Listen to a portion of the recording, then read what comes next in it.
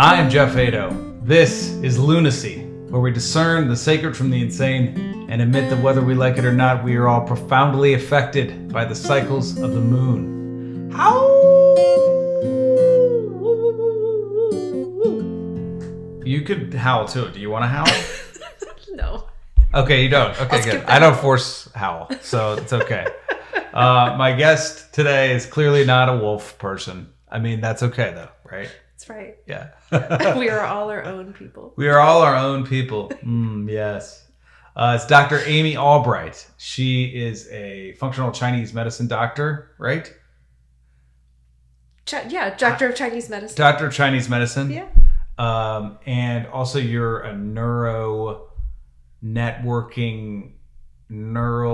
genius, right? You help people make their brains work better. That's right? true. Isn't that what it is? That's true. Did I nail it right there? You got it. Because that's what I feel like However, right. Well, however, a lot of that actually comes from my colleague, Dr. Drew Pearson, who's a co-founder of Hold On. Okay. Yeah. Uh-huh. So I studied neurosciences in my undergrad and had a really deep interest in it. That was a lot of the focus of my undergraduate degree.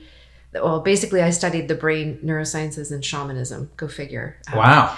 Yeah. Basically, if you take the right kind of anthropology classes, you get to understand sacred rites of passage and how people have been laying on hands to heal and using entheogens, right? Mm-hmm. So I was studying entheogens at university a long time ago. And so anyway, many years later, I ended up crossing paths with Dr. Drew, and he and I did work together side by side. And we were essentially he was laying down the new neural networks inside of these executives and other leaders' brains. Mm-hmm. And then I was helping them to understand how to use it. And we've always been interested in leadership and consciousness rather than working inside of the space of problems. We're looking for solutions. And so we focused on leaders, and we started that about 13 years ago. Mm-hmm. So it's been quite a journey, and we've developed a lot of understanding since then. Amazing. That's amazing. Yeah. So we met because my friend Billy did your program and was right. Dude, this stuff is amazing. In fact, I saw him a couple of weeks ago. And first of all, he's healthy. Good, this is a good friend of ours who was going through battling some cancer, and he's winning, which is really exciting. That's right. Super gratifying, and he's done a lot of different sort of like non-traditional approaches to treating that, which is amazing. Anyway, he raved about it, and when I last saw him, he was like, "Dude, I'm still experiencing all of the greatness that I had from that, and I'm dialing in more things, and it's really like just a new way of being for me." Right. Yeah, we don't treat cancer, but what we do is provide support for people that are going through any major life transition or who are wanting to level up and really be able to live out their purpose. And Billy, just like we are, just like so many folks we know, we feel like we're very much born with a mission, and we don't necessarily know how to accomplish it, or maybe even what the full extent of that is. Mm-hmm. So kind of the combination of helping people to actualize into that and also be able to navigate usually a huge transition. Maybe they've just sold a company, maybe they, like Billy, have a health challenge. And, but yeah, the benefits they take 6 months and sometimes even longer to fully hit, because that's how fast the brain can grow. The brain can only grow at about 1 millimeter a month. Okay. On average. Mm-hmm. That explains everything. Doesn't it? Yeah. Yeah. So many things. Sometimes less. Yeah. Right? Just saying. Could be. Depends on the person, depends on the area of the brain. Yeah, exactly. Right. So, so what the program that Billy came through, he's nicknamed it Brain Camp. We call it our signature intensive for Hold On. Yeah. And I like Brain Camp better. It's a fun name. He's not wrong. People come, they stay with us for the intensive portion. It's actually a longer program. The intensive runs from a Thursday to a Monday. And during that time, we typically get a 40% change in the brain.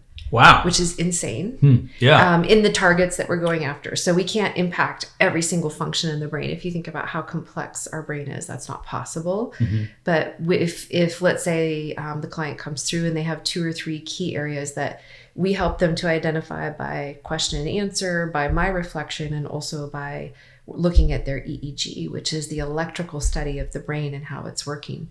So we put together a course, and during those, from a Thursday to a Monday, we're working, a lot of those days are 12-hour days, with kind of no breaks. Yeah. It's a lot of work, but the client experience is like light and fun and playful. We just there's not necessarily like, you don't go sightseeing around the county or, right. anything like that. Unfortunately. There's not a long nap period midday. Okay. But, well, sign me out. Yeah.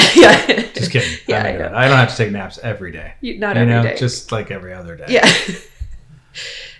That's amazing. So you mentioned, okay, so there's a lot of, it's very technical what you're doing. Yes. And you use a lot of science. You're analyzing the EEG, but then you also mentioned that you use your own reflection. And I noticed, like on your website, the way that you describe it, there's a lot of intuitive, kind of learning about it and reflecting.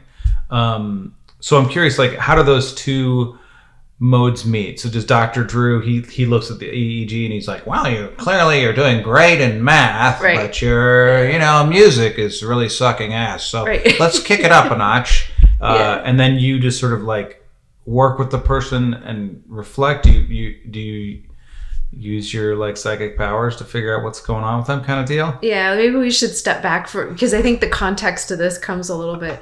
So I'm a doctor of Chinese medicine. I've been licensed for 22 years. Okay. And in the first month of my practice, I realized that I was an intuitive. Before that, in my early days, I was an atheist and a complete skeptic. And then I had a spiritual experience when I was 18 that showed me that we didn't understand everything. And that's when I started to study shamanism in addition to neurosciences. Is it too much to ask what that experience was? No, not at all. So this one was, I was laying on an acupuncture table for the first time, and the guy put the needles in, and the experience that I had, the only way I can explain it is like a big bang. It is not like anything that I've had since then or whatever. It was, I think I was so compressed and so inside of this place of disconnect and so in pain and also just really sick. I've had health struggles. I had, huge health struggles at that point. I think I was on 7 different medications a day when I was 18 and I felt like complete shit. So the shift that I had and this feeling of awakening and opening that happened, of course, it's hard to explain. It's like explaining a psychedelic journey to somebody that's never worked with psychedelics. It's very difficult to articulate. But I could hear voices talking, which was not tripping me out for some reason. And I could feel I could trace the meridians for the guy that was working on me, the acupuncturist. I knew exactly where they all were. I was levitating, I was sinking. I didn't know how to explain this phenomenon. You were levitating in reality? I don't think so. Okay. Well, we don't know for sure because nobody was in the room. I mean, I'm just kidding, kidding.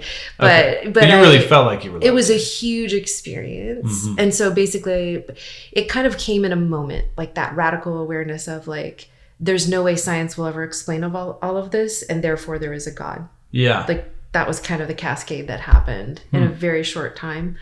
So that led me on this path. And yet when I finished my undergrad and I went into grad school, to medical school to learn Chinese medicine, I was just basically a student. I mean, it's an extremely rigorous program. It's a full day board exam to sit for. It is, most people graduate completely shredded with their health because they just studied medicine, which is irony, of course. And when I got out was when I realized like I could ask these strangers any question that I wanted and they would provide the answers, but I didn't have to stick to, they come in for back pain or they come in for whatever, but I could ask them anything. And I realized I already knew a lot of those answers, what they were going to say. And I didn't expect that. You know, I'd never explored these parts of myself and I didn't even know what I believed in back then. And yeah. So I have a question about because Chinese medicine, like I think there's a lot of ignorance about what that entails, myself included. I respect it because I respect Eastern medicine. I feel like it goes back a lot further than our Western model. But like, you say it's extremely challenging to learn all of that stuff. Whereas I feel like the Western, our noses are just up to, Right. To just thinking, no, it's what's really hard is it's Western medicine where we cut people open and stuff. This Eastern stuff, that's got to be, first of all, it's not really scientific, and also, it's got to be pretty easy to learn, No. But that's not the case. No, it's not. Mm-hmm. We had to learn probably between 350 and 400 different acupuncture points and all of their functions, but they all exist inside of systems. So it's really a deep dive into systems theory. So I would say, and then also we had to learn another 300 herbs, but we don't ever prescribe single herbs. We prescribe them in formulas. So let's say 4 to 12 or maybe even 15 individual herbs that get prescribed together, because they all work as synergists and amplifiers and balancing. And we can also treat multiple things all at the same time with one herbal formula. So we can address the whole person in all of their different systems. So in modern medicine, it's very much dissection, like you said, like cut it open, burn it out, or maybe there's a medication and it's extremely targeted.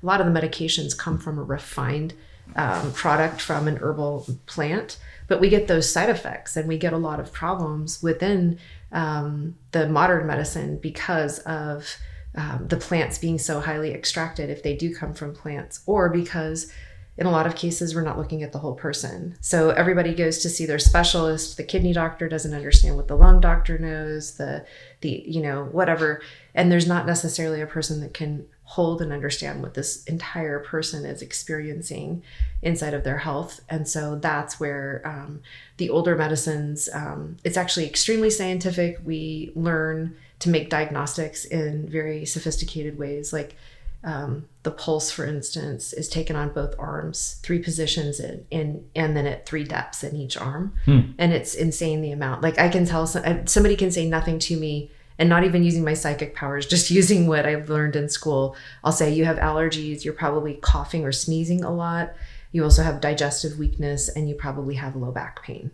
Just by feeling their pulse. Wow. And then I'll be able to balance that whole system out, with acupuncture, with herbs, and a whole bunch of other modalities that we've learned as well. So cool. There's a lot to it. Okay. Yeah. So it's and we also science. have to know, we also had, I learned orthopedic neurological evaluation, and I've helped to diagnose a lot of different things and send them to specialists. Not diagnose by me saying, but say, this is definitely a place where we have to refer out. So we're definitely really restricted as practitioners. We're not given nearly as much liberty of speech as modern medicine, but we do have a huge amount of training, especially in California, Florida, and New York State. It's a massive amount of training. Okay, so that's really fascinating. So you took this whole journey with Eastern medicine. You became a doctor in Chinese medicine, not a Chinese doctor. Right. I can't become a Chinese person. It doesn't work like that, Geoff. You can. You just move to China. Well, you know what I mean? I guess. And then you get naturalized somehow. I don't know. You got to take the Chinese chess test, Pledge your life to President for Life, Xi, that guy. Yeah. So you became a doctor of Chinese medicine. And then it sounds like from our earlier conversation, it sounds like your career path has taken you a lot of different directions. I really want to focus on what you're doing now because I think it's absolutely fascinating. Yeah. And then so you met up with Dr. Drew, and you guys were both like, you know what? I think we can really make a difference with leaders in particular. And also I wanted to ask you, because I read your website, and you mentioned all these things can come to light, including you could wait. Let me pull it up. Holon is advancing humanity through a revolutionary blend of the world's most advanced neurotechnology, leadership training, and energetic sciences. Working exclusively with global leaders and revolutionary thinkers, Holon optimizes their neural and energetic architecture, taking them to new levels of embodied wisdom, peak performance, supernatural capacities, and world-changing impact. Which all that sounds super fascinating. The thing, obviously, that sticks out for this guy is the supernatural capacities. You want to go into that? Let's do it. Yeah. Okay, so just a really quick skip forward. When I realized that I had all these capacities that were latent, then later when Dr. Drew and I met up, he actually did an EEG of my brain. And that's when we first started to document kind of like what's happening inside of me. But basically, I've already been teaching just in fun classes for people how to really flourish with their intuition, how to have more of these capacities, because really our intuition isn't something that is given to us as like a specific gift. It's actually built in as an innate part of our being. Yeah. The way that I like to think about intuition is that's how we got here. Epigenetically, we have been self-selected to be the more intuitive folk, because that's how we knew, is the snake in the bush or not, what food to eat or not, or where to find the cat, where to find the herd of whatever, right? The bison or something, if we were following them. Yeah. How do we stay alive? It's intuition when we're living close to the land. So I had already been teaching intuition for a while. Wow. And when we're living close to the land. When we lived close to the land. Before we got disconnected from our truth in that way. Living as a part of nature. So going back to the anthropological studies, that's another thing that I was noticing. So I'm like 20 years old and reading all these books, and like all of these people are forming their way of understanding in a naturally intuitive way. And it's baked into the way that they see life. It's not like, oh, over here's my intuition and then here's my desk job. Right. Their survival, their lens, the entire way that their society is formed and their values are all about nature. So I feel like that's a huge piece for all of us to just keep in remembrance of. So anyhow, we moved. So just before we move on, because I wanted to nail that point for myself, because like that's why we moved up here. We moved up here from LA because we really wanted to be closer to the land and closer to nature, and this place has like a very spiritually vortexy kind of energy to it. You know what I mean? Right. People say that there's so much gold in the hills that it makes everybody transform. Yeah. I don't know if that's true, but there's a lot of forest. There's 2-lane roads. Everybody loves being here. There is something about this place, whether it's just the air or the climate or it's close. I don't know what it is, but there is something about this area, this Nevada City, Grass Valley area, that's, I think, very special. But also we moved to this particular location where we are sitting right now because it's on such beautiful land. Right. And because we really wanted to be more integrated with the land and work with the land and pray with the land and grow vegetables and on the land and trees and cultivate it and have animals here. And, and that's been such an enriching part of our lives here. And also it's fed me and my soul and my spirit so much, because I go out every day and put my feet in the earth and do like a, prayer at this Dao Bao thing that I do, like a Qigong, Tai Chi sort of thing.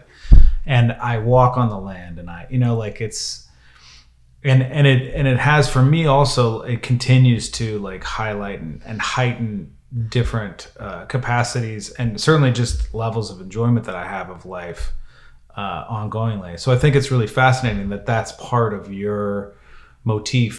Yeah, absolutely. A couple of things. One is that in Chinese medicine, I would say looking through that lens, the majority of every health condition that we have is based in stress. Right. And then I would also say that, to the point that you just made, the connection to the land means we're connected to ourselves. Right. And when we're connected to ourselves, we're connected to the land, then we're actually available for connection to the feeling of the all it is, or God, or whatever the framing is. Yeah. And without that, we're basically living inside of illusion, and we're going to be, on a neurobiological level, absolutely stressed out. If we're pretending to be a single cell organism that's fighting for its own life, that's living inside of these artificial places full of concrete and EMFs and everything else, we are still mammals. Right. And we're being impacted by that in a huge way. And it impacts not just our biology, but also our psyche. And in our psyche, we begin to fall into that depth of illusion. Like, we're all basically like totally freaking living in the matrix if we're in that reality, and forgetting kind of what life is about. Yeah. And we become our routines and the money we make, or sustaining this very small footprint, but it's all inside of a place of isolation, and that will create pain because it's not healthy. Yeah. We have the psycho-spiritual health to attend to in addition to the biological health. So being able to live closer to land is, it's a huge gift for those that can do that. And I think for a lot of people, even if they don't live close to it, just to be able to get out into nature and to be able to value and have that connection is really, really huge, and it will restore so much. Yeah. even in New York, Central Park, even when we were living in LA. I mean, LA has a lot of nature opportunities. There's the beach, there's the ocean. We lived in this little complex where there were redwood trees, and so I would go out and put my feet and touch the redwood trees, and that was really nourishing for me at a challenging time. But yeah, and the other thing that I love about what you're digging into here is this idea of isolation. I mean, just on a fundamental level, and I talk about this a lot in the podcast, is for me, right? The more that I can take take the focus off of me and onto others. How do I be of service? How do I love more? How do I, really impact other people? Mm-hmm.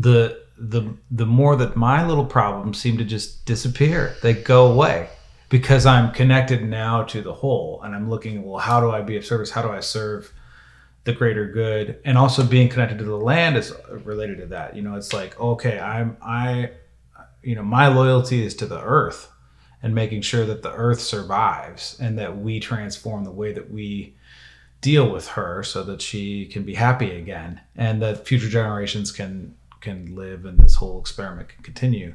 But the fact that that's part of my focus, recognizing the interconnectedness of all things, gives me so much gratitude and fulfillment and life that I didn't have when I was just like, I gotta make it, man. Shit. Right. Yeah, totally. Yeah. Yeah. Well, and the reason why we chose such a funny word for our name is holon is it's holographic. It's the same root. So it's about the interconnectedness of all things. Mm-hmm. And so that is absolutely baked into, my worldview understanding and what it is that we're up to. And I'm hearing it baked into yours as well. Baked in, man. However we get there, right? Mm-hmm. Because as soon as we get into that, we can step out of that place of pain and that place of scurrying and that place where we're actually very non-strategic, even if we look like we're strategic. Yeah. Where we're following society's rules instead of our own inner knowing. Mm-hmm. So that's where we weave in the intuition. And it's like, the ability to transform and transcend and be aware, be self-aware, and be able to be a place of making free will decisions instead of making decisions based on guilt or fear or shame or societal conditioning or what your parents think or all of the other stuff that comes in. Yeah. Mm-hmm. Yeah. Yeah, that's really fascinating. And also, just to be clear, in case anybody's listening and thinks that Geoff thinks he's perfect, not perfect. Right. There's layers and layers of asshole. Okay, and I just keep peeling them off. I don't see any asshole present. Okay, that's fair. That's fair. But you know what I mean. Like, I just want to be clear. Like, that there's not. Even though this is like my modality and I'm committed to it, I still am constantly uncovering different ways in which I can be a better man and. Totally. Be more committed to what I'm up to and like not try and escape. And so that's like a never ending journey. But I think like the point that I'm making is that, dedicating myself to a greater purpose, to being of service, even with this show is absolutely way more fulfilling to me as a human being than anything I'd done previously. Lots has transformed since I moved up here. So. Oh, good. Mm-hmm. Yeah, glad to hear that. No, we're all on a journey. We're all peeling back layers. And it actually comes from a place of deep humility, right? Like, exactly. It's really when it's not service so that we can sound like we're better than anyone else and we're rescuing them, but rather like, oh, wait, we're actually all in this together. Yes. Yeah, and I think that's like a critical... It's funny that we're talking about this because I've been...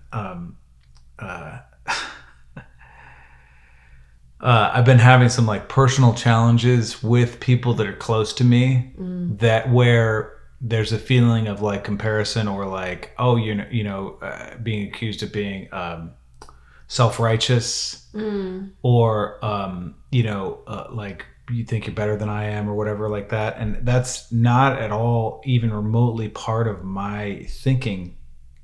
That's, I think what's challenging is like when you really are of service to people who are really infected. And by the way, like I'm coming from a place of having not been this way. So like I can see the whole sphere of it. You know what I mean? But if somebody's infected with ideas of greed and like that they're just isolated and they're operating from fear, etc., and then they see somebody who's operating from service and they're like fulfilled and gratified, it can occur as though that person thinks that they're better than. And also there's a lot of projection that goes on from the infected to the the other person that's, being of service or whatever. Like there's a whole lot of games that we can play in order to pretend like that person is still, they're just trying to be better status or have, because they're still coming from that comparison model. Right. Which then, of course, people always try to, not people always, some people in certain circumstances will try and hook you back in as if, and sort of pull you back down to that same level, because they don't want to operate there. And that's been one of the challenges that personally I've been dealing with, where it's like, okay, no, I just got to not respond to that. Right. Don't react to it. Right. Like, don't go back to, especially if you're talking about old relationships with people you've known for a long time, and they're trying to pull you back into this other way of being that you used to be, but you're not about that life, so you have to it's been a real discipline for me to just cut it off and just be like, nope. And then just change the subject. Yeah, exactly. Well, I like to refer to this sometimes as like a habituated dysfunction. And people they want to stay often at the level that they're used to. Yeah. And it's actually really uncomfortable for certain folks, or for all of us, to be operating at something that is beyond our goodness thresholds. Right. And we always have a moving goodness threshold, right? Like if somebody said, I'd love to give you $1 million or $5 million, and I'd love to whatever, and I don't know, whatever, if everything on your bucket list happened in one day, you'd go past your threshold. Right. And you'd want to self-sabotage. Right? Yes. Do you see what I'm saying? So we all have that kind of a mechanism. And so, for some of those folks that you're interacting with, you may be interfering with what their threshold is. Definitely. Right. And then there can be kind of a whole thing that unfolds from there. Yeah. So then it's not even really their fault or anything. Not that I'm blaming them in the first place, but it's like, that's just part of the mechanics of everything that's happening. And I'm just at the effect of it. I just happen to be in the way. And what I would offer is that because I can see that this is you're kind of in the struggle of it a little bit, right? Like there's a little bit of push-pull in it. So as soon as you lose that push-pull, and you're not worried about it anymore, and you're not worried about you care about whether you're being an asshole or whether you're being arrogant or whether, like, those things, you always want to care about that. But if you no longer are worried about it, then you won't have that push-pull inside of you, and you will no longer have the mechanism with that person. Okay. Right? You won't be able to trigger them. They'll be able to either hear you, or you no longer exist in their reality. Like maybe not with an old friend, but let's say if you're at the grocery store and you're interacting with someone, they'll either not be the person you interact with, or you'll interact with them and they'll receive you in a totally different way, or the outcome changes. Yeah. That's the self-authorship, right? Like, you are creating your own reality. So if you're having that kind of stuff bump up, then you can just basically, I like to think of it, it's like a simple engineering thing. It's like, oh, okay, you don't like that outcome, then go back to root cause. What is it inside of me that's creating that outcome? Yeah. And it's not necessarily a flaw, right? Like, this is you're growing inside of your design right now, and that's exciting. Yeah. And so you just want to take that little bug out of the system and then test it back out again. You'll get a different result. Yeah, that's great. Okay, let's talk in 3 months. Yeah. See where I'm at with it. Let's check in on it. You talk about goodness threshold. I really think that's super fascinating. And I also I often ponder that, so much of our suffering, and the way that our ego is constructed is because we've survived all of these things. Yeah. So that's why we keep repeating these patterns over and over again, because we're used to them. And our ego part of ourselves thinks that we have to keep repeating whatever the negative behavior is, or the thing that proves that we're a bad person, or that proves that we're not enough, or whatever that is some sort of shadow or projection of something that happened when we were 5 years old. That our ego is no, we have to keep doing that. And we have, neural pathways that are built with neural peptides that are alive in our brains that are saying, no, we need to be fulfilled. We need the food. You got to prove us right again. We need to feel that shame again. So let's create another situation where you get dumped. Yeah. Or where you get, where this terrible thing happens, or you feel betrayed, or like that. It's tricky. Yeah. We think we understand reality, basically. We think we understand what life is. We think we understand who we are. And it's not really possible. Yeah. I definitely don't understand, even though I teach on this. Right. But it's the way that I like to explain it is, can you understand fully, for instance, the heat that's coming off of the sun, or the size of the planet of Jupiter? Yeah. You can't understand, even if you read the dimensions of Jupiter, it doesn't mean anything because it's incomprehensible. It's just way beyond, right? Yeah. So we're these infinite souls, we're these timeless souls. Maybe we had a moment of birth, if that's the way that you can understand it, but that soul continues on. And right now you're dressed as a guy with this name Geoff, and right, we got a podcast. Long hair. Like, yeah. There's a whole thing going on. Cool mural behind me. It's super cool mural, really super. cool hair. I mean, the whole thing, nice. right? It's a whole... Yeah, well, yours is nice too. Yeah, we got a hair twin thing happening, Amy. We should do like a Vidal Sassoon commercial. Yeah. But here's the thing is like all of that is just this moment. Right. And so zooming out and just saying, okay, timeless soul on an endless journey, to your point earlier, we can make a big to-do about the smallest of things, or we can just kind of keep that frame and that perspective. But that awareness that we have and what can be offered to us from awareness is massive, right? We can find solutions. A lot of the times we can't see a solution because the problem is too close to our nose. Yeah. And if we just step back, we're like, oh, this is actually quite simple. But neurologically, in order to step back, we have to recognize we aren't who we think we are. That life isn't what we think it is, that time isn't what we think it is. If we look at quantum physics, or if we look at, there's a million ways to get there. If we understand kind of the spiritual, the journey of people through, or beings through lives, we can now start to see from a bigger perspective and find solutions and find peace and find another path. But if we're really committed to whatever we're in, often it's really painful. Right? Yeah.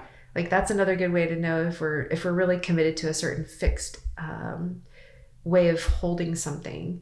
There's usually going to be pain involved with that. Right? So some amount of flexibility is showing that growth mindset and showing our ability to move forward and reframe things as we go. Yeah, it's really interesting. I mean, for me, one of the tools that's super useful is meditation. And if I don't meditate, I generally find that life is just more challenging. And when I do meditate, it does give me the space to kind of back up and look. And then that's where I can do more transformative work. And then also what I've learned through doing plant medicine and also other transformative transpersonal work like Landmark, there's pain behind the thing that's really bothering me. And I have to experience that pain and let it in and actually feel it and allow those emotions to exist and mourn for it, like grieve for it in order to actually move past. And nobody wants to feel that pain. Like, I don't want to feel that pain. I just happen to know that if I don't feel that pain, there's not going to be any growth. And if I don't feel that pain, if I'm not willing to feel that pain, it's just going to keep being there in the background, right behind me, always chasing me. And I'm just going to keep clenched up and, being the way that I have been being and continuing to be in that, whatever that cycle of pain or addiction might be. Right. So I think that's really fascinating. I wonder if you could speak to that with what you do, how you work with people.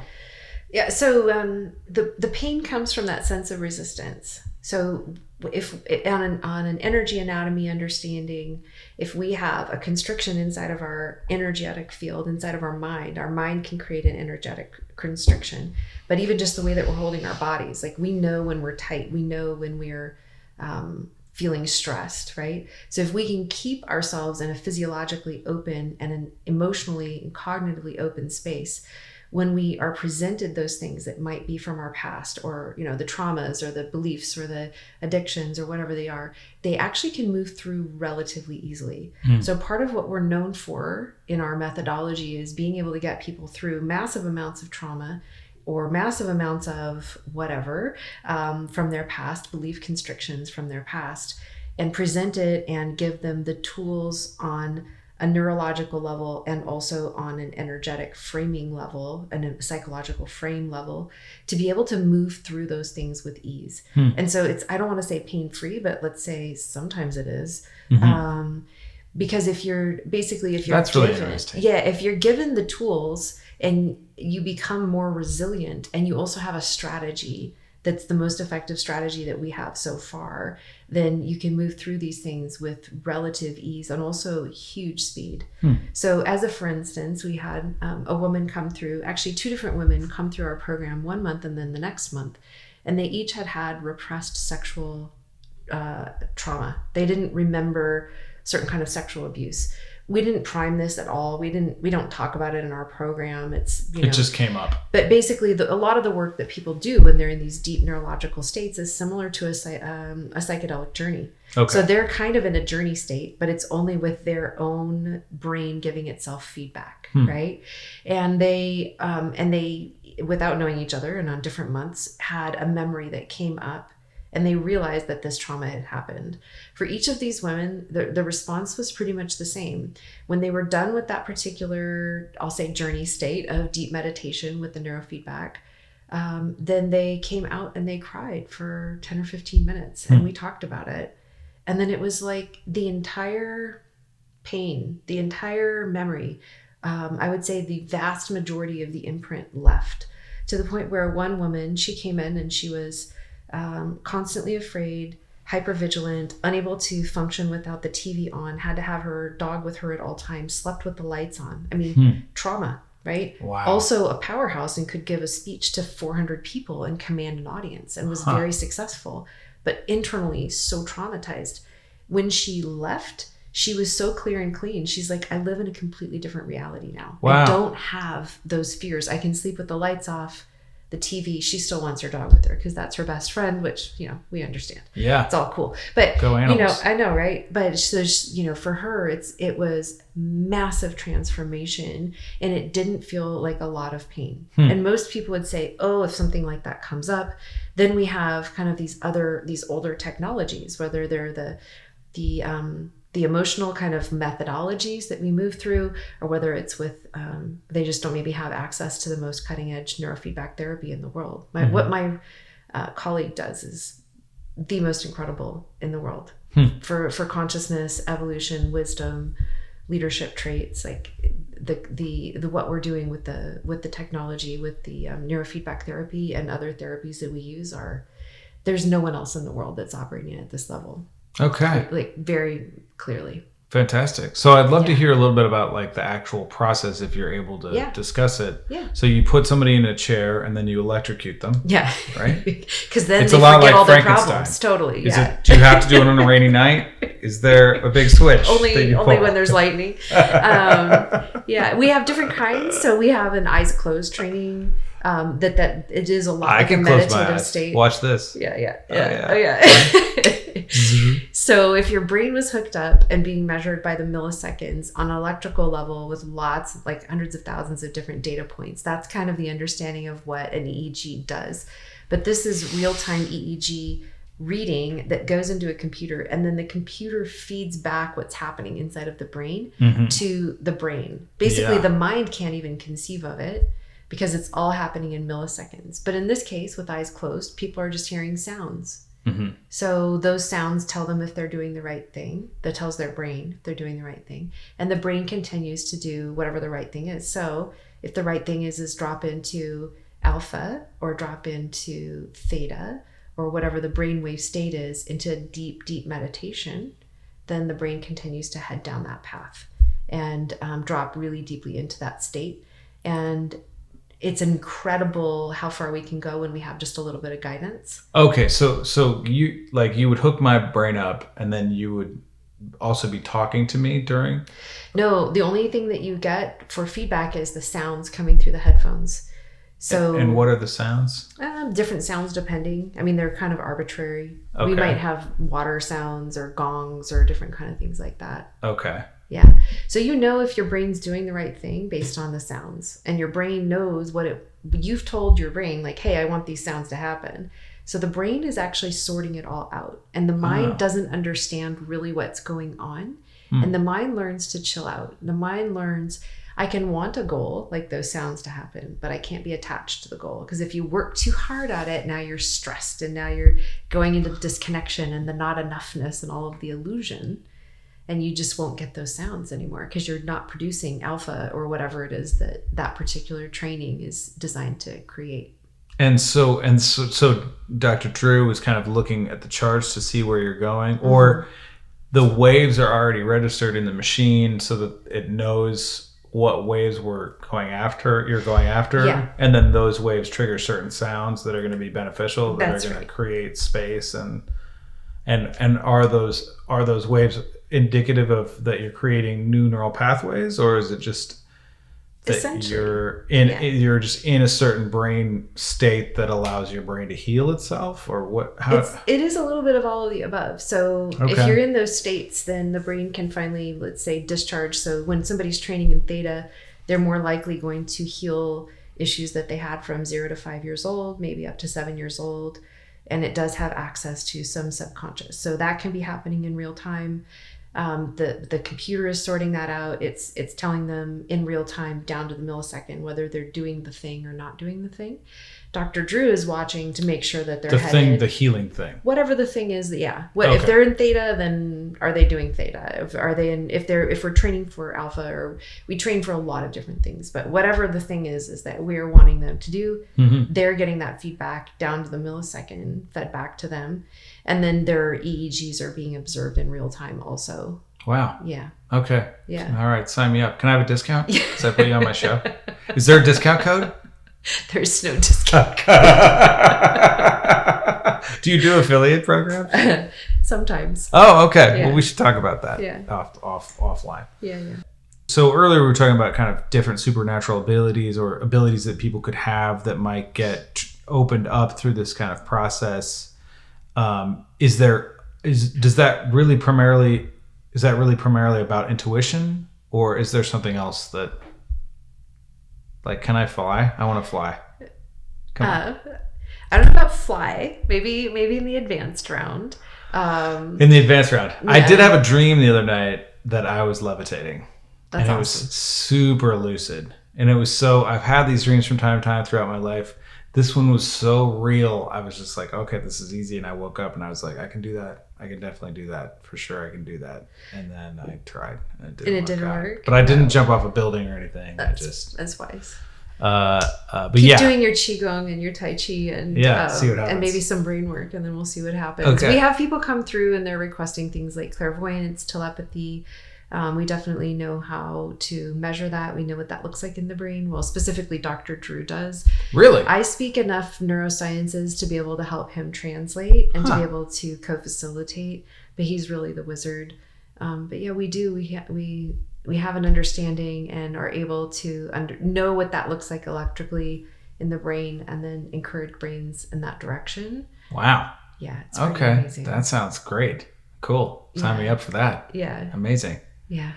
And then, so you kind of talked about some people that you've trained. I wonder, I don't know if you can share, because you said primarily you guys work with a lot of leaders. Are there any particular leaders that you've worked with that you can mention? And also, could you please work with Donald Trump? Yeah. Could something please happen there? I'll pay for it. You know what I mean? Whatever it costs. I would actually love to work with RFK, because I feel like he could use some more support. And I think he's really wanting to do good things in the world. Yeah, he's a great guy. Yeah. That would be great. Yeah. Okay, we should reach out to RFK. Yeah. I mean, I wonder about that speech thing that he has. Almost everything like that is trainable. Thing. Yeah. Yeah, exactly. I feel like that's trainable. Yeah. Okay, because that would be a big deal. I mean, that's really what we're doing. I love him despite that, but people get annoyed by it because people are just a little short-sighted sometimes. I said it. Do we want fascism, or do we want a guy that might have like a quirk?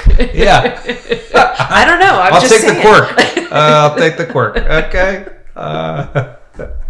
Yeah. Yeah.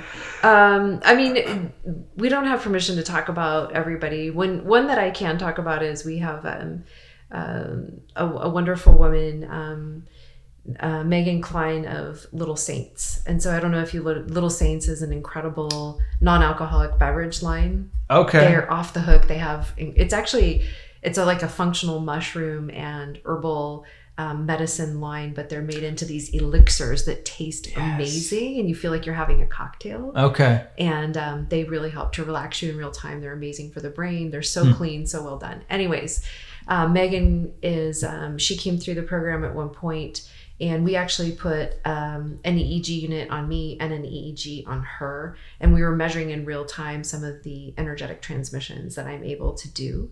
And basically what clients have been reporting was altered states of consciousness just with sitting with me when I would start to open up my energy field in a certain way and transmit energy or activate energy inside of them. Whoa. To the point like they were having massive visual changes and like they would see me shapeshift, they would see the lighting change in the room, they would have huge energetic sensations, a feeling of emotions releasing, but with ease. And all this stuff has been going on, honestly, for probably 20 years. I mean, maybe more if we were to really count it. But we started to study it. And so with Megan, we had, like I said, a real-time EEG measuring my electrical system and her electrical system. And so Dr. Drew left the room. She and I were doing kind of a session where we're dropping in and out of talking and then also doing this kind of energetic transmission. And what we found is both of our brains changed by many standard deviations in different ways. And for her, we saw a massive uptick in gamma, and we also saw a massive global coherence. So basically her brain went from noisy to kind of like a symphony playing, and not just in one area, but in all waves and across the entire brain. So these are the kind of things also that we're doing, is working to document and understand these spiritual experiences that people might be having that aren't inside of the space of psychedelics, which we also are a huge fan of, and encouraging people to work with psychedelics for their growth. But being able to explain and understand some of what it is that we've been seeing inside of our practice and inside of these intensives, because the results that people get, like when I was describing the woman that had that sexual trauma healing, that is not normal by any stretch. Right. And we use a lot of different modalities all at the same time. So it's not just the neurosciences, but it's also these energetic transmissions and teaching people how to work with their energy anatomy. There's a lot that gets baked in that ends up creating these kind of transformations that are literally really miraculous and kind of ridiculous at the scale that they're happening. Wow. Yeah. That sounds amazing. It is amazing. And do you, so I want to try your course, but we can talk about that later. Yes. Well, so no, it's a good question. How do people get signed up to your deal? They go to wholeonexperience.com. Yeah. People can apply there. And we, for the program that I'm describing right now, admit no more than 30 people a year. Okay. We're selective about who we want to work with because of the amount that we invest into those folks. Okay. And we want to make sure that they're aligned and that they also, of course, have to be a correct neurological fit. We can't, have to make sure that they're screened correctly and all that, because it's essentially like running a couple of brain marathons coming through that program. It's pretty epic. People are tired for a week or so. There's an integration process. Wow. Yeah. Okay. And then what kind of psychedelics do you, I know, obviously we have to be concerned about like what's legal and what's not legal, but let's just, if we were in Amsterdam, or, Peru or something like that, do you notice certain psychedelics are very advantageous for certain healing modalities, or are there certain things that you like to use or that you yourself have had good experiences with that you could share about? Yeah, I mean, I think overall the entire field, all of the medicines available within psychedelics can be incredibly helpful. It's so much, of course, about set and setting. I think that, there are some that are better at neurogenesis, like helping to support new neurons to grow. And we definitely have seen people have a lot of success with that. It's interesting to kind of be an informal place to create studies to watch how people's brain changes over time, sometimes with just psychedelics. But I don't know that there's one that I don't like. I personally don't work with MDMA, and I would advise people to be aware of both MDMA and ketamine specifically. Not that they're bad entirely, but with MDMA, there is some hippocampus damage that happens, and there can be some memory issues. Also, people sometimes have a couple of weeks where they feel like crap after, and so that's something to keep in mind. But I also know that it's been huge for people. It's just not a medicine that I would ever reach for with my particular sensitivities. And then with ketamine, you know, if it goes in your nose, it's probably got heavy metals and is more addictive, is my understanding. So I'm not an expert in psychedelic medicines, but those would be my two, like, But I also love ketamine in other settings. And I've seen people have massive results, and I've had great results with it as well. I think basically we just have to be really open-minded to how we get there. Yeah. Right. And that every medicine and every modality, at least in theory, has something to offer. And that if we feel called to it, whether it's a specific medicine or whether it's working in the space with neurofeedback or any other thing, you know, you've mentioned other schools or other ways of approaching healing, then we should pursue those, you know, and pursue them for quality of life. Yeah. For ourselves, but also for our capacity to support and serve each other. And be a part of that positive change that we're stewarding here, you know, collectively. Yeah. We kind of all really, we do need, deserve, want that healing at some level. And I think if we are equipped with the right people supporting us, the right methodologies, the right medicines, the right formats, that it doesn't have to be extremely painful. Yeah. And that we can be very efficient with it, because none of us wants to be, like you were saying earlier, none of us wants to be in a lot of pain. None of us wants to be suffering. And we do, on some level, I believe almost everybody wants to be better, to improve themselves, to have more freedom, to have more joy, connection. Yeah, for sure. Yeah. Yeah. I know for me, ayahuasca has been super influential and helpful. I quit smoking cigarettes, you know, in large part from doing ayahuasca. I just don't drink. And like, I mean, I drink occasionally, you know, if it's like, I just saw a bunch of friends of mine in Vegas for a big birthday party. So I had some drinks one night, and then I had a migraine the next day. So I didn't have any more drink. It's amazing. Once we get cleaned out, when we reapproach toxin, what happens? Yeah, it's true. Yeah. But also, and the effect of the ayahuasca for drinking for me was, it wasn't even like, I mean, I remember we were in a ceremony, and the guy leading it said, you know, a lot of people experience that they just don't desire alcohol anymore. And I looked at Christine and I was like, that's not going to be me. I'm going to drink as long as I want to drink, and that's going to be it. I'm a drinker, you know? And then sure enough, you know, like a few months later, I find that I'm not drinking as much, and I'm just not as interested in drinking. And like, that's not a thing that I want to do, because it doesn't fit with who I am now and what I want to create and the mission that I'm on. Like, it's a deterrent. And honestly, like, throughout that whole process, for me personally, it's not for everybody, right? You know, like, I really got to see how much damage that was causing in my life, how much damage drinking was causing. Even though I was, you know, not like a raging alcoholic, I wasn't drinking whiskey for breakfast, you know, I just would have a few drinks every day. But it had a major impact on me and how I was being. Yeah.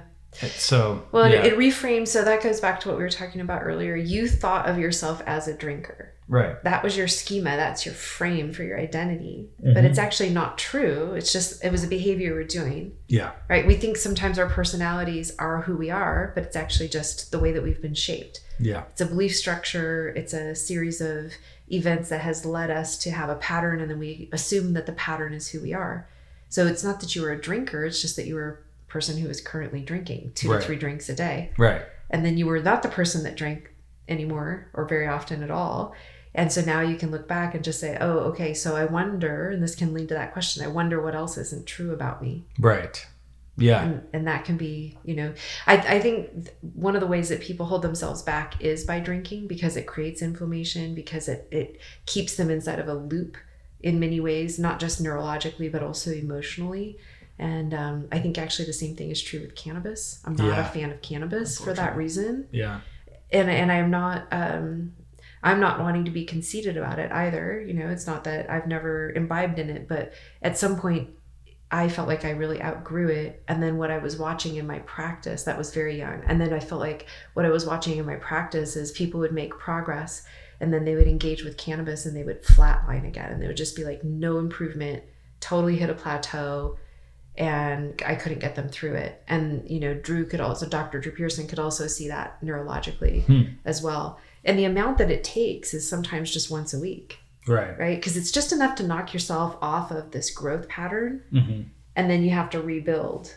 Right. So it's a tricky one. And the other thing that I wanted to speak to about cannabis is that I'm seeing a lot of, especially with men, that there's actually, and probably with more than that, but that there's actually a withdrawal pattern. And so there can be a lot of anger and a lot of other issues that comes from not imbibing. So there's more to be understood about the addictive nature. And I am not an expert on cannabis, but I do like to talk about these things when I have the opportunity, because I feel like so many people that are really on a beautiful path, that are really working diligently inside of themselves, don't realize what an impact some of these substances have, right? Yeah. They don't realize that the food that they put in their body and whether they have enough minerals and water is actually a huge, like, this is our biological instrument. And if we had an antenna that was a radio, like held or could capture radio signals, we would want to make sure it was attuned.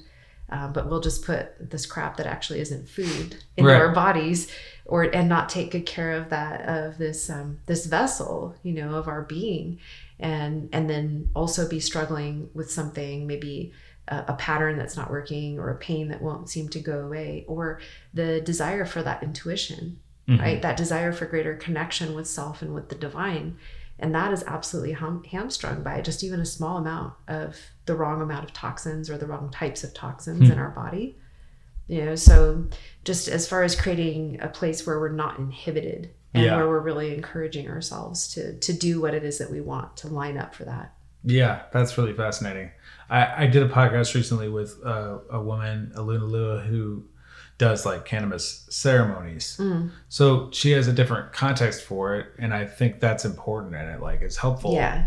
And part of the reason that I wanted to do that podcast is, as somebody who also has abused cannabis in the past, and used it to escape, etc.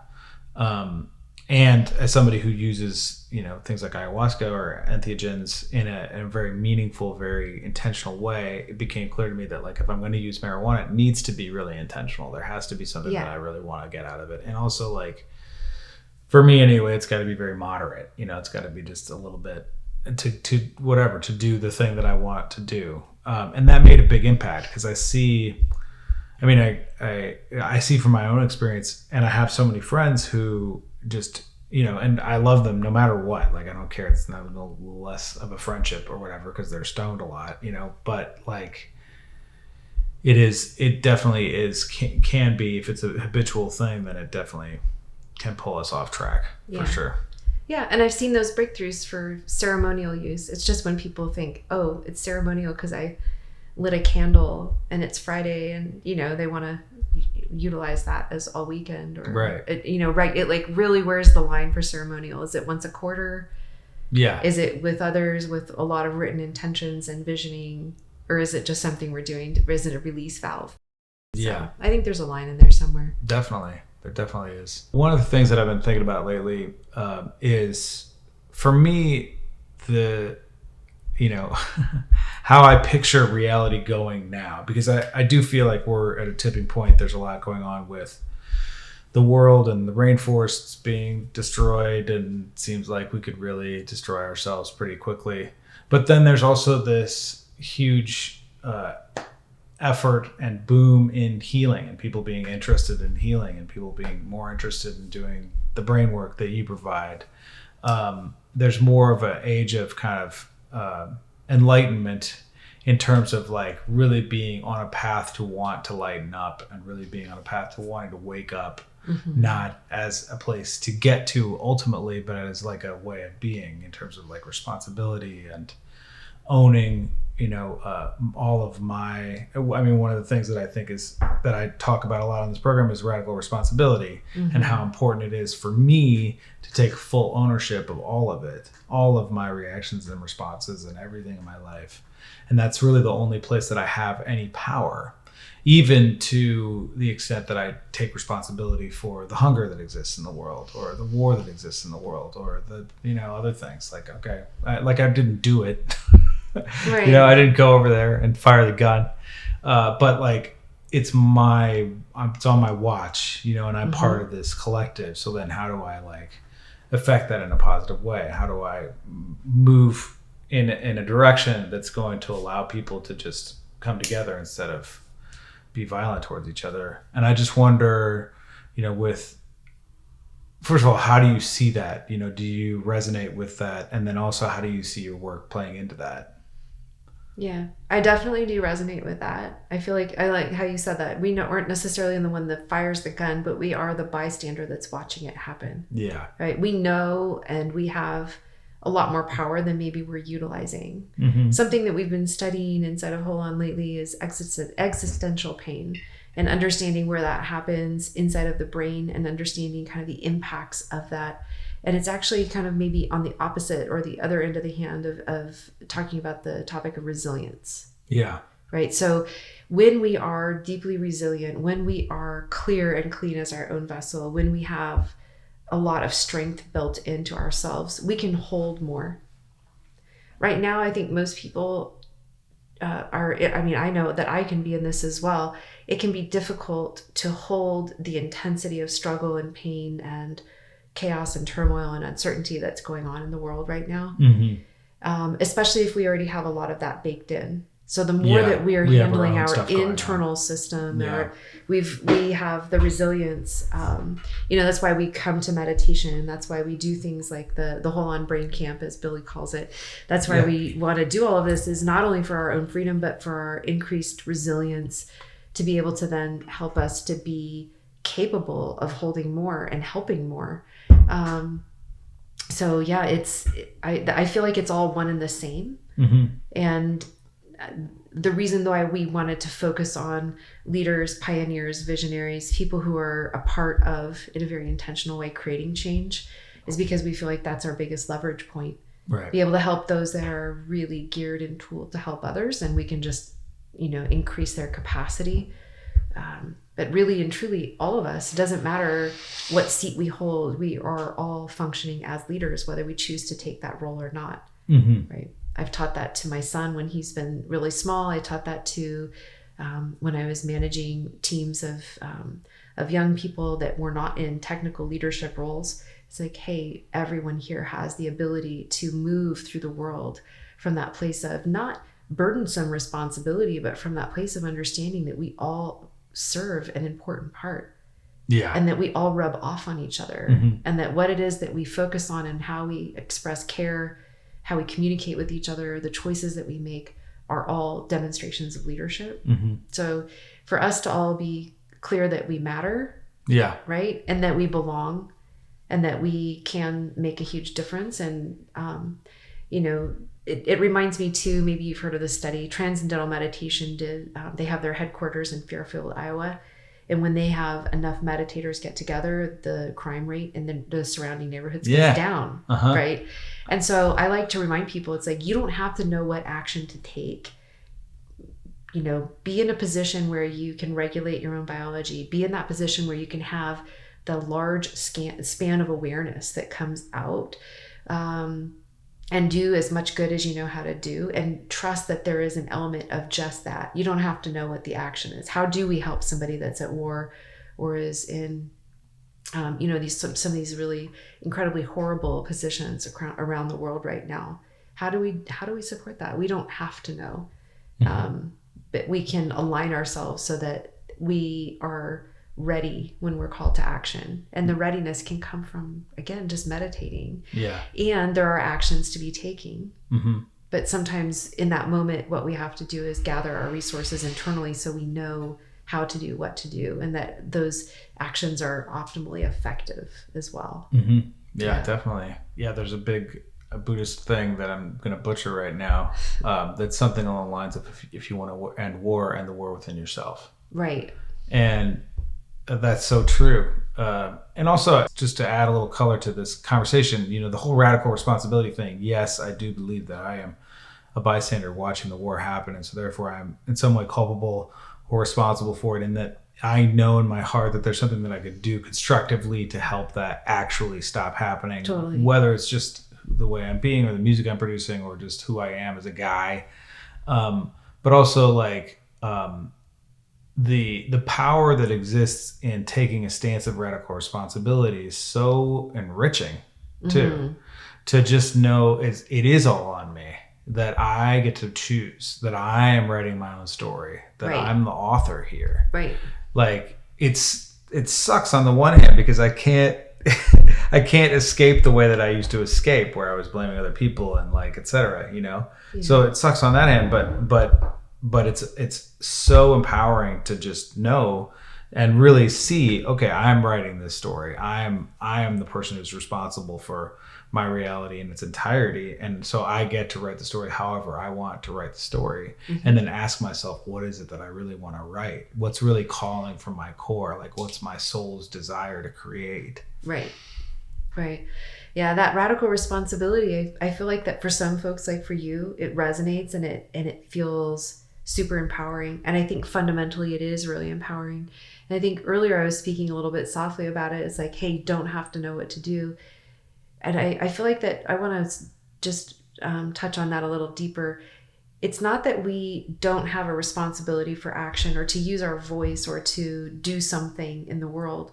But I think sometimes for people, it becomes so painful. So to go back to that existential pain, it's like they don't know what to do. And they basically just curl up in a ball and do nothing, including not even heal themselves. Yeah. It's overwhelming. And it's understandable. I mean, if any of us are paying attention, there's enough out there it is overwhelming. Yeah, right? For sure. And maybe in our own personal stories, we have enough that it's overwhelming. So I feel like that balancing it with, okay, do what you can with what you've got in that moment, and know that all of it is worth it, and know that we are all part of creating this, and that there is a radical responsibility that comes from just existing. And at the same time, there's also a huge amount of nourishment and support from the invisible realms, right? So can we breathe in that connection? So if we hold that responsibility as that single cell, and we're like really screwed at that point, because now we feel like life is really beating up on us. Yeah. And then we're a martyr. And exactly. And it just goes badly Yeah. for everybody, including the people we pretend or want to be helping. Right.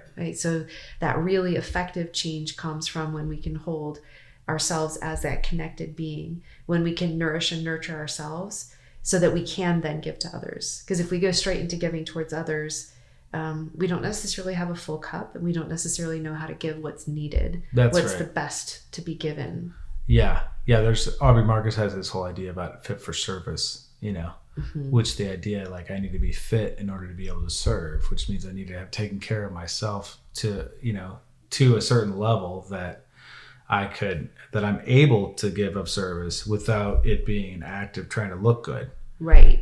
Or like a thing of my ego trying to be better than other people, because I'm being of service. So, and also like infinite compassion to all beings, who are on this path. I mean, I count my lucky stars every day and think, like, how the hell did I wind up in rough and ready, on this land with this wife on this path, doing what I'm doing. Like, I feel so lucky that I am not, born in super challenging circumstances, and like where I have to deal with a lot of abuse from other people. And like, I feel so fortunate. So I think for any and all who are listening to this, just having the intention to heal yourself, that in and of itself is really a beautiful thing.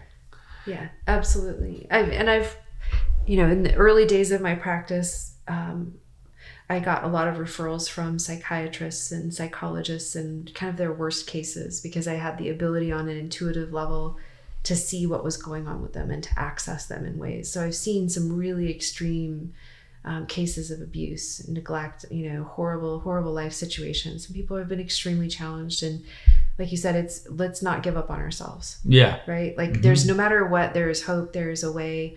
Keep open, keep believing in yourself, keep believing in this path, believing in the greater source, the all that is, God, whatever we want to refer to it as, and breathing in that connection. Maybe we drop in. Would you like to do the meditation experience? Yeah, let's do the meditation experience. All right. Quick little post-production interlude here. I know that this audience is extremely intelligent, and so it's really not even worth it for me to even say anything. However, if perchance some total moron is listening to this podcast, please, when she suggests for you to close your eyes if you were driving, do not do so. Okay? Again, If you're driving, keep your eyes open. Okay? Or pull over and do the whole thing and then get back on the road. Much love, everybody. So it's actually it's a combination of a few things. The whole on meditation or breathwork practice it's a gentle breath and some other steps that basically help us to balance and align and work with our energy anatomy. So I love providing this right now because no matter who this listener is that's listening right now, you have the ability to change your emotional state, your feeling of connection, the amount of resilience that you have, how your brain is working. You have so many tools with us. We all do at all times. So this is an opportunity to do that. So cool. I'll invite us to close our eyes and just notice your body without changing anything. Notice the breath without changing the breath.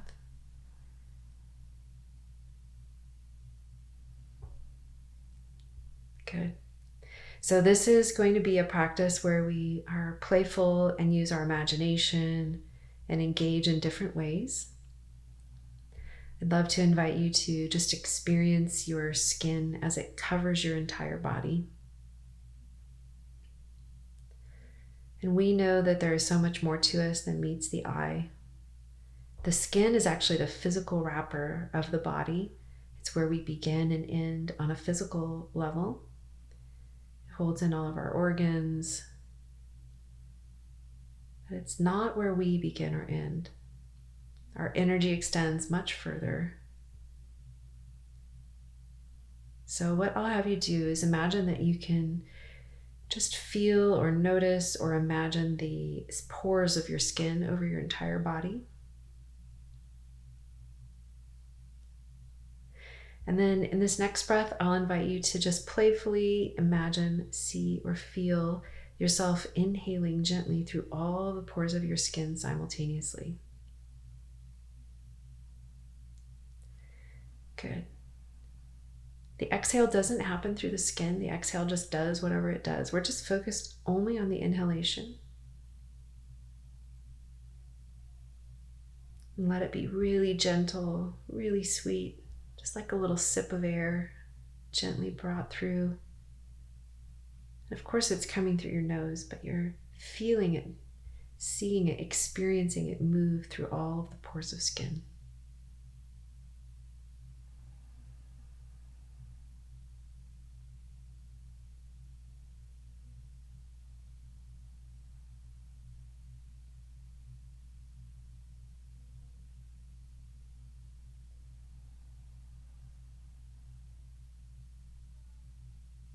Good. Notice any softening in the body, changes in the quality of the thoughts of the mind. Allow for that breath to be gentle and sweet. Often we, in our want to do better or be better, are actually coming from a place of fear, not enough, not lovable. And so we'll work too hard. And in working too hard, we're actually cutting ourselves off. So we allow for the breath to be simple and sweet, to be done without effort.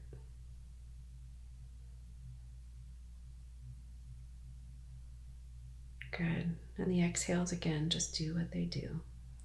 We're focused on the inhalation here because most of us are overly emphasizing what we're doing in the world, the action we're taking, what are we giving, and not on the receiving from the all.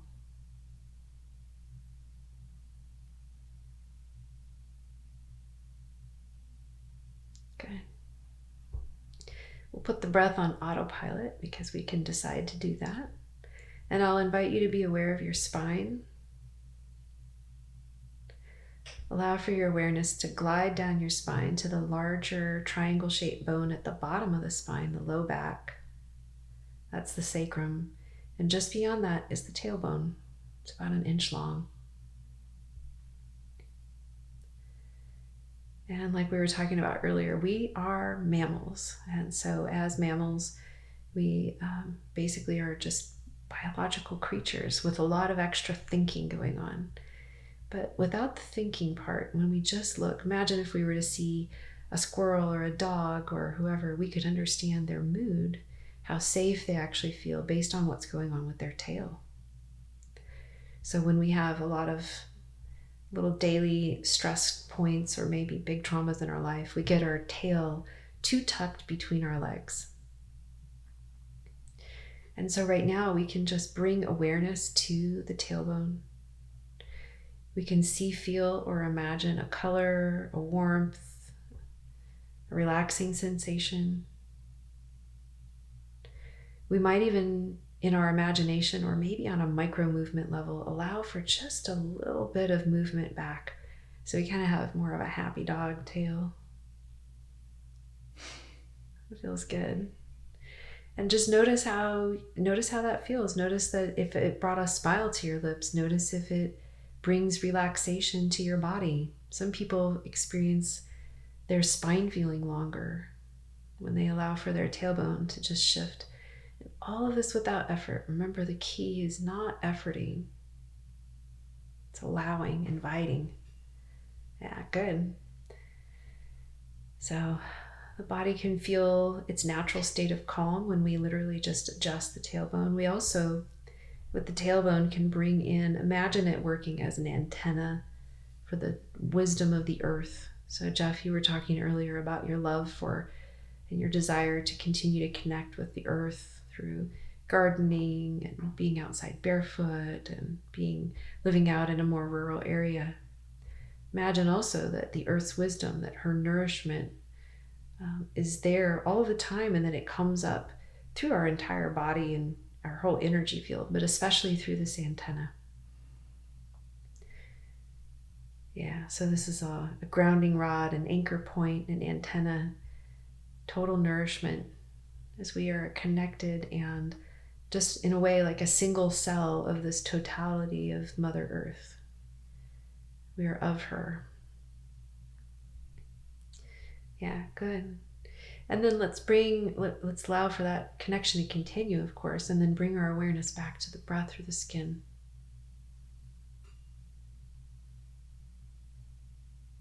So those gentle, sweet inhales. Only tracking the inhalations.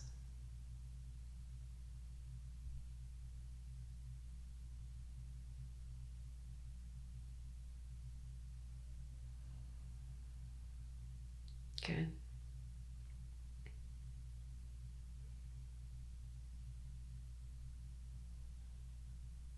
And then I'll have us tune into our energy. So our energy fields create light, and we can measure that scientifically. It's things that are alive emit light.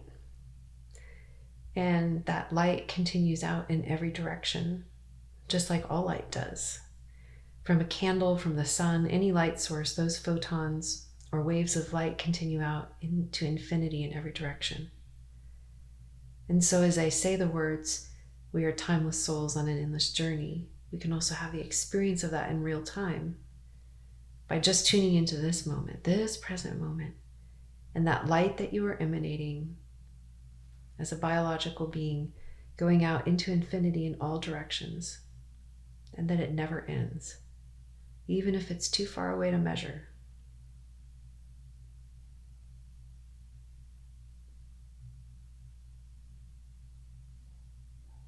Good. We remember ourselves. We feel the connection, the receiving from the earth and through our breath. Almost all of the indigenous cultures refer to the earth as feminine and the skies as the masculine. So we're actually having a balance right now. It's not exactly quite like this, but it is the mother earth energy coming in through the tailbone and the total energy field, and the father sky coming in through the skin, and of course from the skin of our feet where we connect to earth.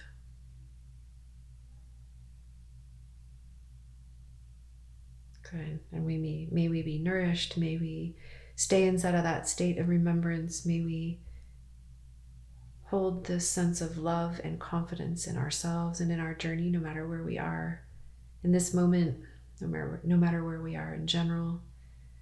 May we remain in connection with ourselves and the all that is, with each other. We belong to each other. Yeah.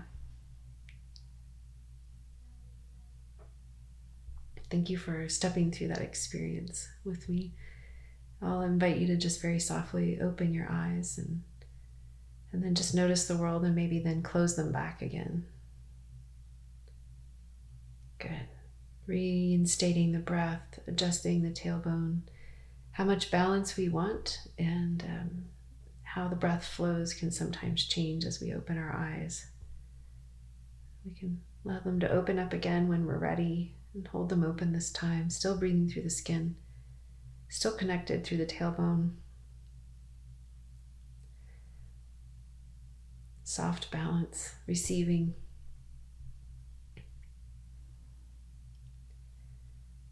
Good.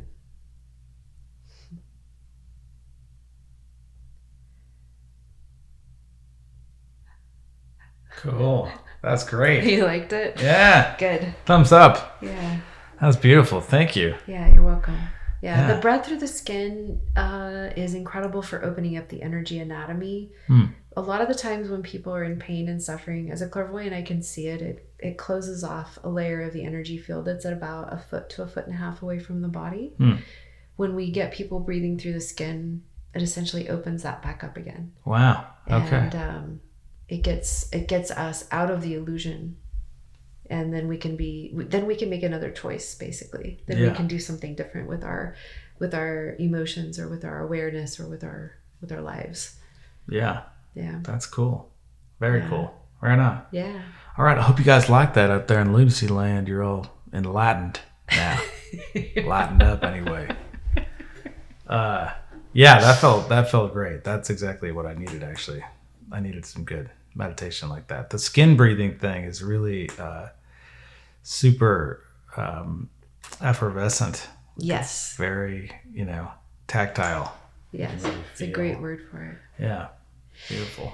It is, and you can drop in with it deep like we just did, or even deeper. People can spend as much time as they want with it, obviously with eyes closed. But what's beautiful about it is after you've practiced it just a little bit, you can work with it even with your eyes open. Mm-hmm. So let's say you're in the middle of a phone call and things start to get tight. You can remind yourself, oh, okay, wait, let me find my tailbone to the earth. Let me then begin to breathe through the skin.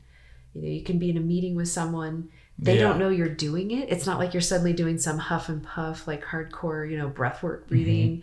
Fire breath. You're not doing breath of fire and freaking anybody out. Hold on, I'm having a stress moment, But this is one of the tools that we teach so that people can, kind of to the point earlier, if you stay in this state and then suddenly, let's say that a stressor comes towards you, you'll want to naturally contract, right? But then if you can tell yourself intentionally, wait, let me work with that breath. Let me go ahead and allow myself back into that sense of safety.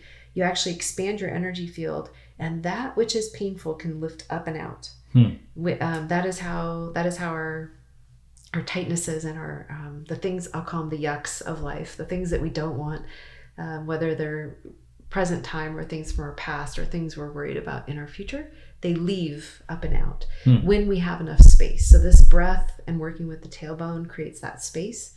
It is working with the anatomy. There's more to it than that, but that's the quick lesson, because I love to be able to empower people to be in whatever state they want to be able to modulate that state of reality that they have, to be able to change how their biology is working and their energy field, so that they can be empowered to just, in some ways, sometimes make it just through that moment, but also realize how strong and powerful we really are. Yeah. And it's how incredible. Too. Exactly. Yeah. And the power that comes from being in that connection and remembering. That's beautiful. Yeah. Awesome. Yeah. That's great. Thank you for sharing that. You're welcome. Cool. Well, we should probably wrap it up relatively soon. Okay. Is there anything that you feel like you are burning to communicate to people, that you want to get out into the world, that is really important for you to say? Regardless of where we've come from or what we've known of ourselves or what it looks like the world is headed toward now, just to remain inside of that place of resilience, to keep coming back to the strength within, to keep coming back to that place where we know that we belong and we deserve, because that will alleviate the suffering. And as we alleviate our suffering, we have the capacity then to be of service in ways that might totally surprise us. We all have the ability to co-create miracles with each other and with the divine. And we really all need that right now. Yes. It's not a time for giving up. It's a time to continue to move deeper inside of self and to move outward out into the world and continue. This isn't the moment to refrain from sharing our gifts and the gifts of our presence with each other, but instead to be quite generous with each other in them. Yeah, that's beautiful. I love that. Resilience. Mm-hmm. Yeah, step into that resiliency, especially when you feel like quitting or stopping or giving up or whatever. Mm-hmm. Lean in instead of leaning out. That's great. That's really good advice. I really want to acknowledge you for the work that you do. I mean, I think it's really super valuable and important. I hope to work with you at some point. And also I think it's, you know, the intention behind what it is that you're doing and Dr. Drew in terms of like really optimizing people's brains and the way that they function, you know, it's opening up to me what is like our baseline natural power, you know. Right. Like I think we've, through technology and the Industrial Revolution and so many of these things that have been so great for us have also like really severed us off from our connection to the earth. You know, there's just too much concrete, you know. There's too much concrete. People are wearing too tattoos. much concrete and too many electronic things zapping our Yeah. energy field. Yeah. Right. Here we are surrounded by them. It But doesn't feel too crazy in here. it doesn't feel too bad. But also, yeah, so I think it's really great. You know, I often think, gosh, if we were able, when we were able to like fully open up all of our potential as human beings and like the grand powerhouse that this body is, like humanity will just explode.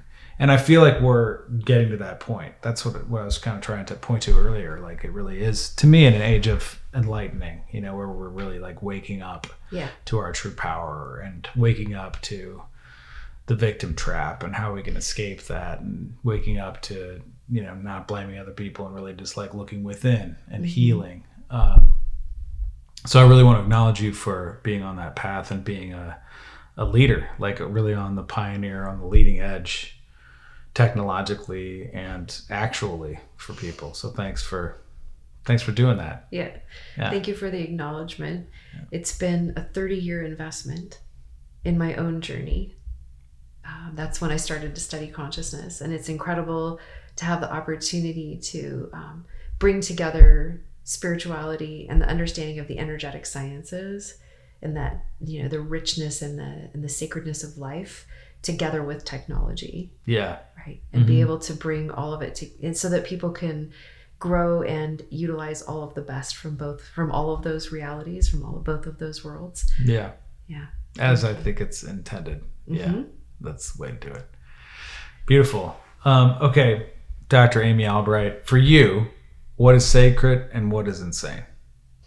What is sacred is life itself, right? The beauty that we each are in that resilient and everlasting sort of way, with all of our expressions, whether they feel good or don't feel good. And I think what is insane,